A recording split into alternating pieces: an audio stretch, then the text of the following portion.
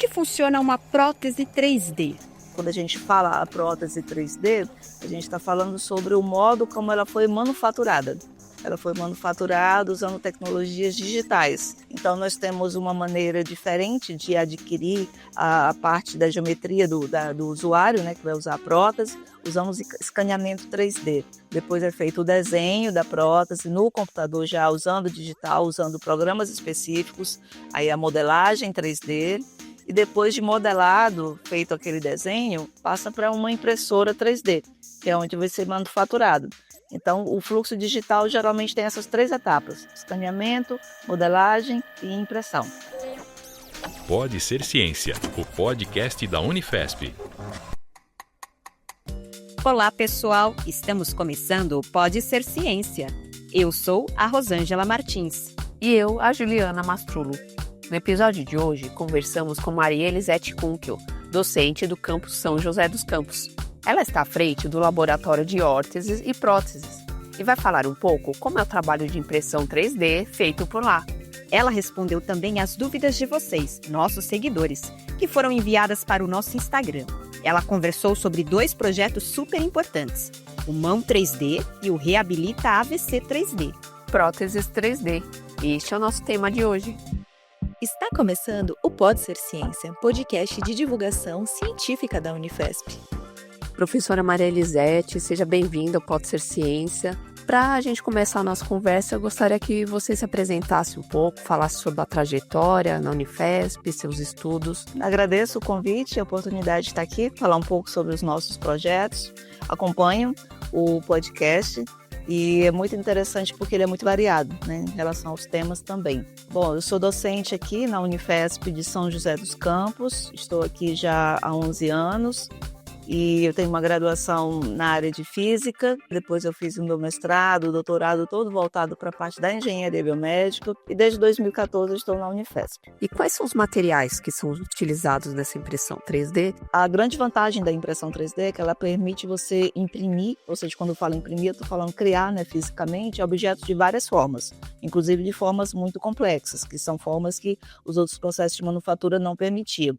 E como é que a gente vai fazer esse dispositivo físico? Usando algum tipo de material. Os materiais que nós usamos no laboratório são polímeros e resinas também, né? São materiais plásticos, porque eles são materiais que têm diferentes resistências, têm diferentes cores, diferentes propriedades. Tem os materiais mais comuns utilizados na impressão 3D, é o PLA e o ABS, que eles são muito leves, eles têm uma boa resistência mecânica e eles não precisam de uma impressora muito tecnológica para ser produzido. O PLA é um material que ele é biodegradável, ele é, de certa forma, sustentável, porque ele permite que seja feita a compostagem, ele pode ser utilizado novamente, mas o PLA, de certa forma, ele é frágil para alguns casos. Por exemplo, quando fazemos uma prótese para adulto, que existe um esforço físico maior.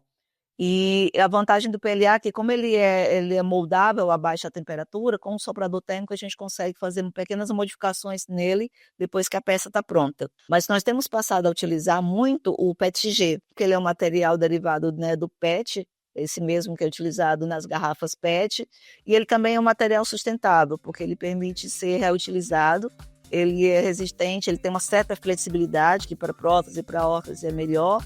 E esses materiais, eles são, de certa forma, muito similares, tanto no valor quanto na aparência. Qual que é a diferença entre usar o material para impressão 3D e os materiais convencionais? Os materiais convencionais, eles requerem um processo de confecção, né? Por isso que é a palavra confecção, que é feito algo manual mesmo, ali como se fosse uma costureira fazendo uma roupa.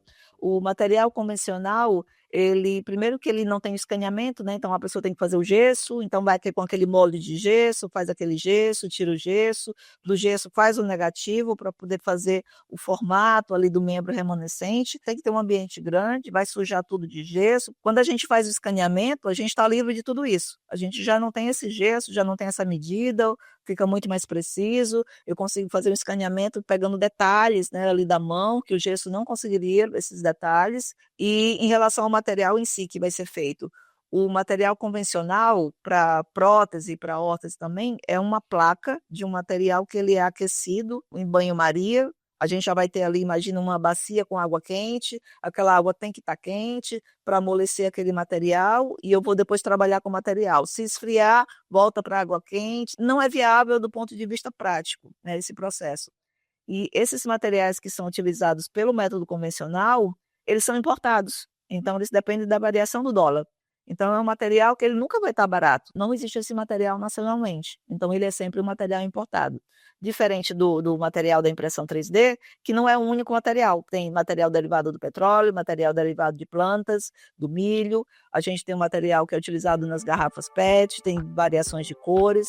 Então, em relação aos materiais, o custo é menor, mais bonito, porque tem mais opções de cores, e eu tenho materiais rígidos e flexíveis. Então, isso já dá uma diferença muito grande nas opções. Você comentou do custo. Tem uma ideia do custo de uma mão, de um braço, de uma perna, nesse material aqui que tem disponível no Brasil? A maioria das pessoas acha que o custo da prótese 3D maior é o material, e não é. Ele tem um custo mais baixo do que o material que é utilizado no processo convencional, que é aquela placa de termomoldável que o terapeuta ocupacional esquenta para fazer. Aquele material é importado.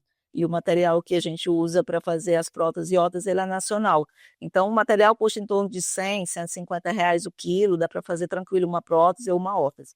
O que vai elevar o custo dessa produção é justamente o uso dos programas, dos softwares, porque nós não temos programas específicos para fazer as próteses e as órteses. Então, o programa que nós usamos para fazer prótese e órtese é um programa geral, que você pode usar para fazer qualquer coisa, modelar, desde carro até uma animação para o cinema, uma montagem. A pessoa vai ter que ter um conhecimento específico para criar do zero ali uma prótese e uma órtese.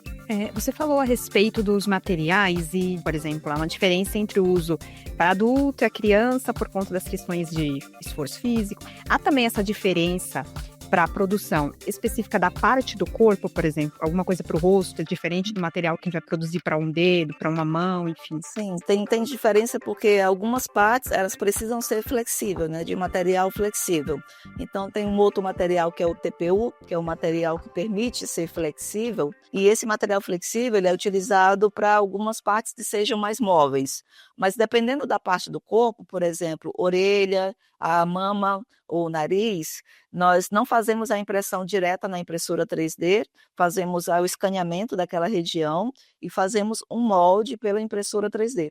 Com base no escaneamento, nós fazemos um molde e esse molde ele é preenchido com silicone de grau médio, com algum tipo de pigmento. E depois a gente tira, como se fosse um cupcake mesmo, numa forminha, e está pronta ali a prótese que vai ser utilizada para essa parte mais flexível. Em relação à parte do corpo também, se é membro inferior, tem que ser um material mais resistente. O membro superior, que é para mão, braço, a gente pode ter um material que tem uma resistência um pouco menor. Sobre a impressora 3D, precisa ser uma específica para esse fim das próteses, ou pode ser qualquer impressora 3D e aí eu modifico ela, precisa fazer alguma modificação dela para esse fim? A impressão 3D ela já existe há mais de 30 anos, mas era algo que tinha um custo ainda muito elevado, focado ali na Europa e Estados Unidos.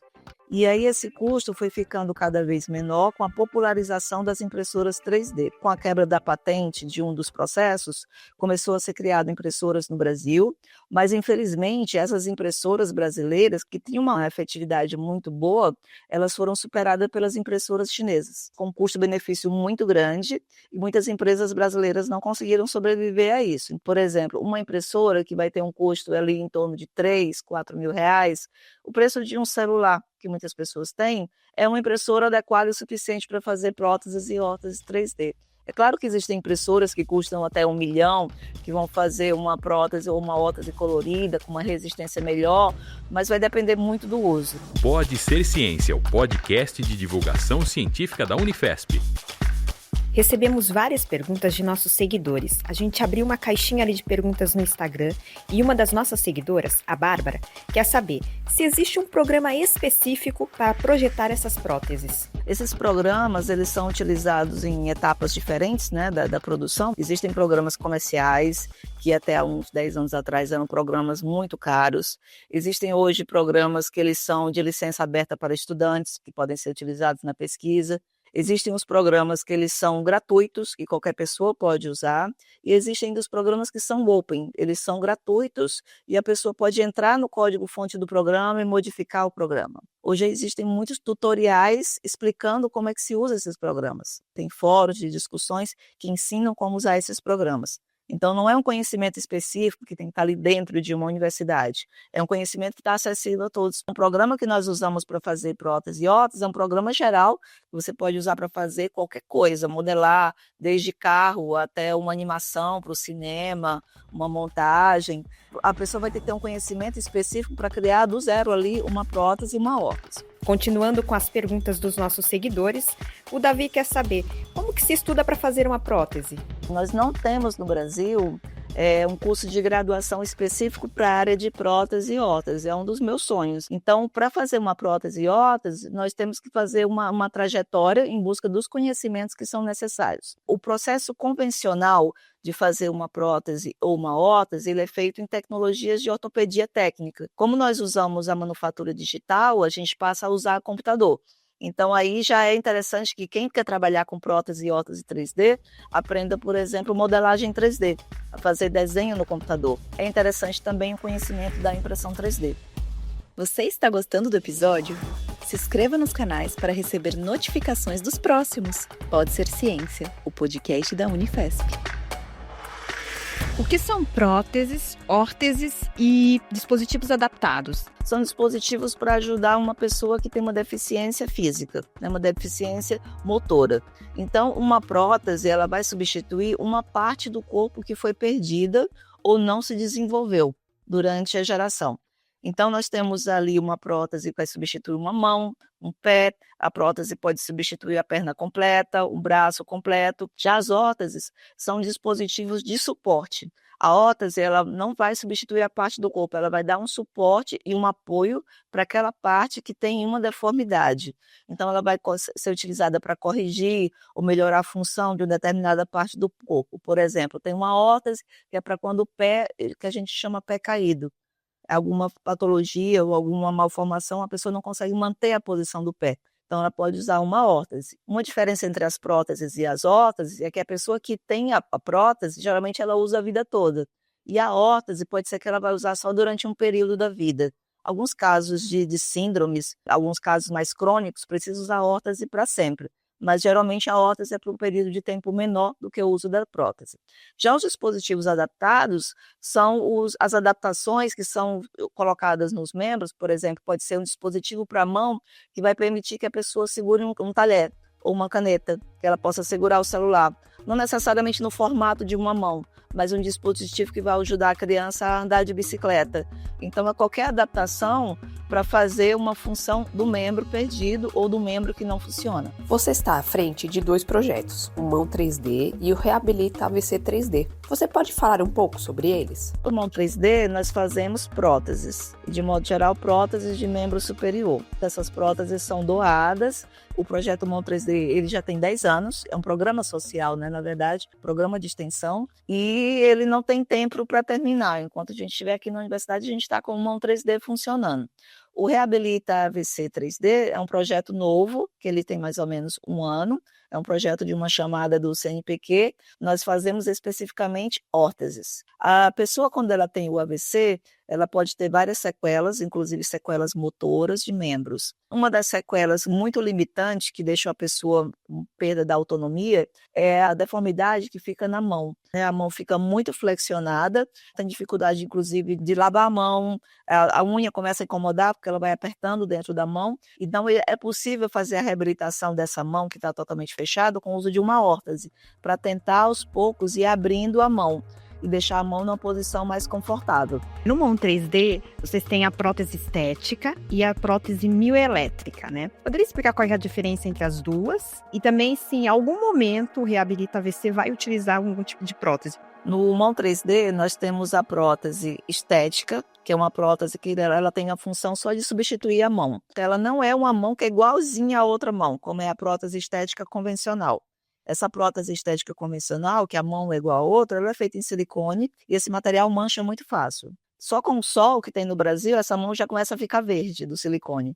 Então, não tem mais função estética. Então, a gente está fazendo prótese estética, que é uma mão da cor que a pessoa quer, no formato que ela quiser, para ela ter a sensação de que tem os dois membros. Então, a estética é isso. Aí tem a mecânica ainda. A que a gente entrega, geralmente, no mão 3D, ela é mecânica, porque ela é articulada e ela é acionada pelo cotovelo ou pelo punho. Então, o movimento do cotovelo ou do punho faz abrir e fechar a mão. E o terceiro modelo de prótese, que é o modelo que a gente está desenvolvendo agora, é o modelo mioelétrico. Para a pessoa acionar o mecânico, ela tem que fazer o movimento do cotovelo. E o que acontece quando a pessoa não tem o cotovelo? Se ela tem uma amputação acima do cotovelo, aí ela não tem onde acionar essa prótese, mas ela pode acionar movimentando o músculo aqui da parte de cima do braço, por exemplo. Nesse músculo vai ter um sensor, esse sensor vai acionar motores, ou seja, é uma prótese que ela é automatizada com motores, e esses motores vão abrir e fechar a mão. Essa prótese mioelétrica é uma prótese que a gente está desenvolvendo para o Brasil, uma prótese nacional, e o foco dela é para criança, porque a prótese mioelétrica ela tem um custo muito caro. Para você ter uma ideia, a prótese mioelétrica ela pode custar de 500 mil a 1 milhão. Você não vai comprar uma prótese dessa para dar para uma criança que vai crescer em 1 ano e meio e vai precisar trocar, né? E a gente não tem tecnologia nacional para essa prótese, que é o que a gente está desenvolvendo agora. Inclusive, ela tem um foco na sustentabilidade, porque partes dessa prótese vão ser aproveitadas à medida que a criança cresce. Essa estrutura automatizada da prótese mioelétrica, ela pode ser utilizada para fazer uma órtese mioelétrica para a pessoa que tem AVC. Então, aqueles casos mais graves de AVC, que a pessoa não tem o movimento do cotovelo para acionar a órtese, pode ser acionado também por uma órtese mioelétrica para AVC. A gente recebeu mais uma pergunta aqui do nosso seguidor, que é a Mônica Lopes, né, a nossa seguidora, e ela pergunta sobre qual o tempo de uso das próteses. Há algum período de durabilidade para vencimento dessas próteses ou não? No caso das crianças, o tempo de uso da prótese é a taxa de crescimento da criança. Dificilmente a prótese quebra antes dela ficar perdida, né, do tamanho que é ali 1 ano e meio. Às vezes acontece, a criança derrubou no chão ou a pessoa sentou em cima da prótese. Já aconteceu o caso, deixou em cima do sofá, alguém veio, sentou em cima e quebrou a prótese. Inclusive, em relação à impressão 3D, essa é uma das vantagens, porque se quebrou, por exemplo, o dedo mindinho da prótese, a gente imprime outro. Em 30 minutos a gente consegue imprimir esse dedo de novo. E essa é a vantagem da prótese ser montada, porque se quebrar uma peça, a gente substitui aquela peça. Então, a gente já, quando entrega a prótese, a gente já entrega, inclusive, algumas peças sobrando, que se quebrar, se tiver algum defeito, a pessoa substitui. A gente fala, por exemplo, que com essa prótese ela não pode carregar uma coisa pesada, mas tem pessoa que pega e vai usar na academia. Às vezes dá certo, às vezes quebra. Na impressão mesmo, vocês já desenharam um modelo? Para imprimir, demora horas, demora dias? Depende do tamanho da prótese. Uma prótese infantil, a gente consegue fazer em 1 dia, usando as impressoras que nós temos. Cada impressora pede um parâmetro diferente e reage diferente ao material. Então, aos poucos, a gente está padronizando as impressoras. Aí a gente consegue pegar uma prótese e dividir os dedos nessa impressora, a palma nessa, a parte do braço na outra. Então, em 6 horas, em 8 horas, nós conseguimos fazer todas as peças de uma prótese. Então, imprime as peças separadas, depois é feita uma montagem. Você falou a respeito de algumas orientações, né, para a pessoa quando a prótese é entregue, né?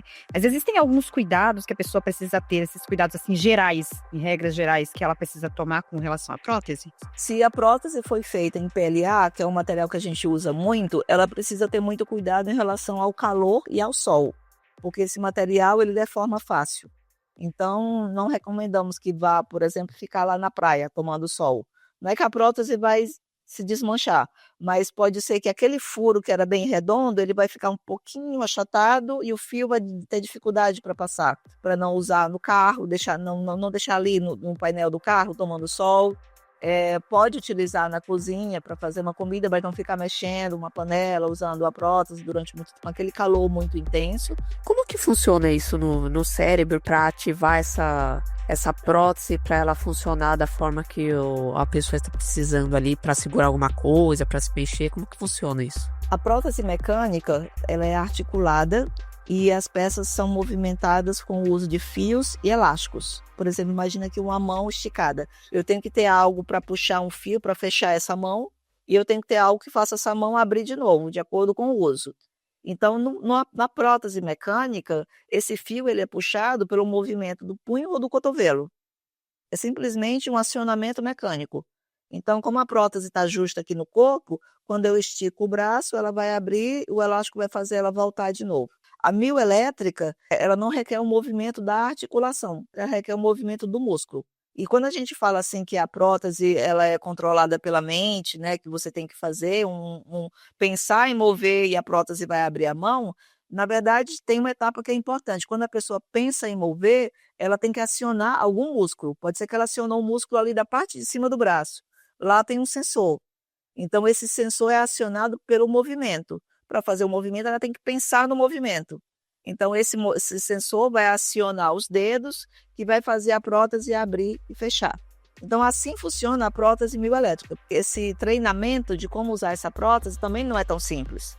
Porque você pensar em fazer um movimento e acionar ali algum músculo para ele disparar aquele sensor é algo difícil. Quais outros exemplos práticos do uso da prótese 3D que a pessoa nas atividades diárias ela pode ajudar e outras ela não vai auxiliar naquilo que a pessoa está lá pensando? Tá, no caso das crianças, a prótese ela pode ser muito utilizada para brincar, né? Por exemplo, você imagina ali uma criança brincando com boneco, né? Menina ou menino.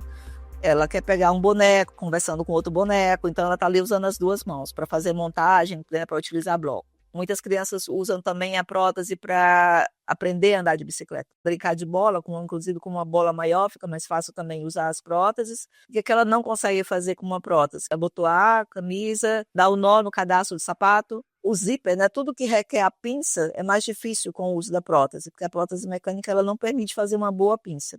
A mioelétrica sim, mas a gente ainda não tem a mioelétrica para adulto, é a questão de carregar peso, né? Então não dá para usar com a prótese, carregar uma sacola pesada de supermercado, mas você vai ter ali um apoio maior no braço, se você quiser carregar pacotes ou foi comprar pão na padaria, dá para pegar com a prótese sem nenhum problema, mas a gente não recomenda para carregar peso.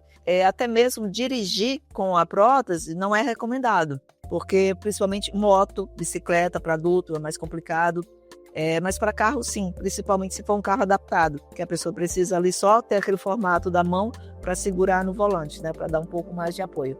Legal, professora. Muito obrigada pela sua participação. Parabéns para a senhora, parabéns para toda a equipe. A gente queria ter essa comunicação direta com a sociedade, porque a gente faz muitas coisas para a sociedade, né? Então a gente queria mostrar que a universidade é um ambiente em que pode ter soluções para os problemas hoje da sociedade.